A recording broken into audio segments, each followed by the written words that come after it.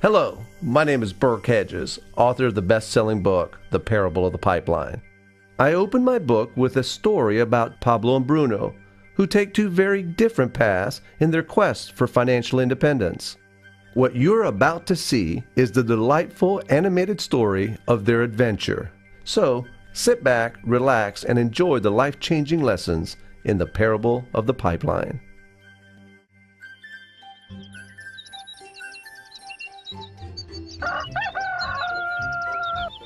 Far away, in a small village, near a beautiful valley, lived two friends, Pablo and Bruno.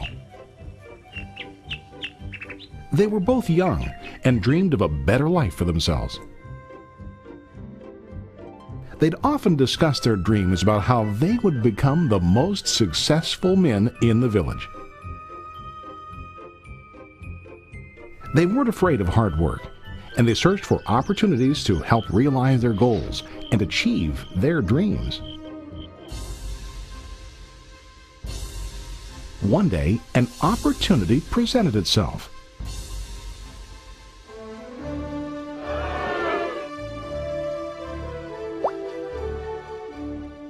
The mayor of the village decided to hire two people to bring water from a spring up on the mountain, across the valley, back down to the village.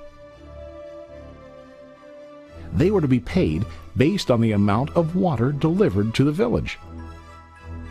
Bruno and Pablo enthusiastically got to work.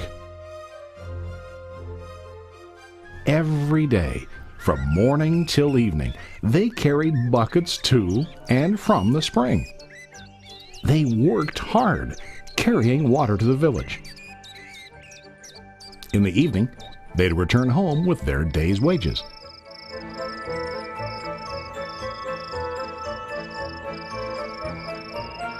Bruno was satisfied with his work and the money he earned. He was sure that with this work he could achieve his dreams. Bruno thought that to increase his wages he could use bigger buckets to bring more water each trip.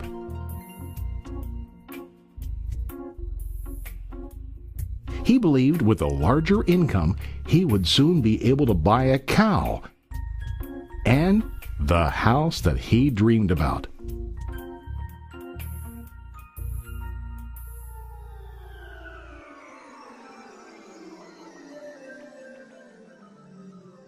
Now Pablo was not satisfied. At the end of the day, his back and hands ached, and he was exhausted. He was looking for an easier way to earn more. One day an idea occurred to Pablo. He imagined building a pipeline to deliver the water from the mountain spring to the village. With this pipeline, he could get more water to the village without carrying buckets back and forth from the spring to the village. Soon, he got very excited about his idea and began to plan. Pablo, of course, shared his idea with his friend Bruno and asked him to join with him to work on and help build the pipeline. Bruno thought the idea was crazy. All Bruno could think about was what his money could buy today and how to get it quicker. He felt that building a pipeline would slow him down and delay him in achieving his goals. Instead, Bruno got bigger buckets and went more often back and forth fetching water. He was sure that with this method he could make more money.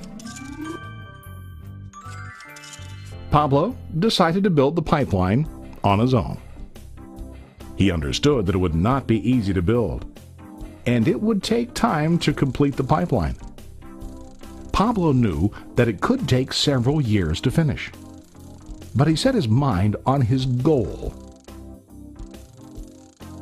Every day he worked and carried water like before. But on weekends and during his spare time, he worked hard to dig in the rocky soil and build his pipeline. In the first month, there was little to show for his work.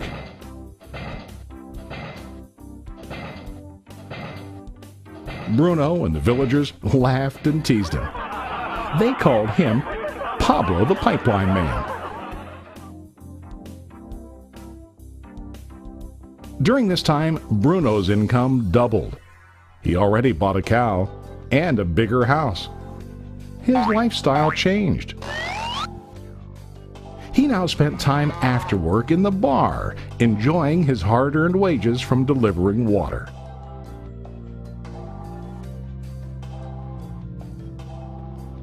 What Bruno didn't realize was that his body was starting to stoop from carrying the heavy buckets every day.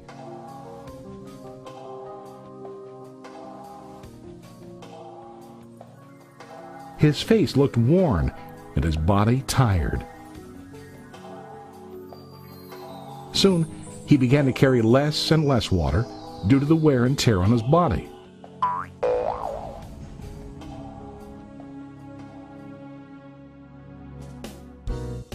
Month after month, Pablo worked. Soon a year passed, and then a second year. Finally, Pablo finished his pipeline. He now used his pipeline to deliver water to the village instead of carrying buckets. Pablo was now earning more money than ever before. The water continued flowing to the village, while Pablo wasn't working. While he slept and ate, the water flowed. Pablo was happy and proud of his insight, persistence, and hard work. Now his income flowed as long as the water flowed through his pipeline.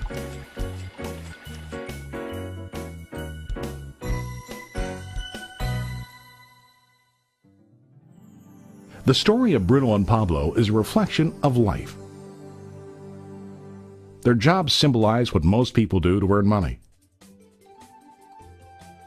Bruno gets his money using buckets. He goes back and forth, carrying his buckets from the spring to the village in exchange for money. To increase his income, he either has to go more frequently to the spring or to use larger buckets. It's common in real life to increase our income by working harder. For example, working overtime or getting a second job. We also increase the size of our buckets by accepting a higher paying position, which often includes spending more time on the job. Most of us exchange time for money like Bruno. We know that every person has only 24 hours in the day and that it's not possible to use all our time to work. The most difficult time comes when we can no longer exchange time for money due to age, health, or other reasons. Then, our income stops. Now let's review what Pablo did. Very wisely, Pablo did not exchange all of his time for a limited income, but he used some of his time to build a pipeline. He knew that the pipeline would bring ongoing income as long as the water flowed. An ongoing income that multiplied the time he worked each day. Pablo knew that someday, maybe because of age or health, he would no longer be able to exchange his available time for money. Pablo knew that if he could make his idea of a pipeline work, then he only has to do the hard work of building the pipeline. After the pipeline was completed, Pablo was able to monitor and maintain the flow of water to ensure that his income will continue. Pablo has shown us that to earn an income, we don't always have to directly exchange time for money. There really are better ways. How about you? Are you still like Bruno, who directly exchanges time for money? Or do you want to be like Pablo, building and maintaining a pipeline for ongoing income? If you are interested in the idea of building your own pipeline, contact the person who lent you this presentation.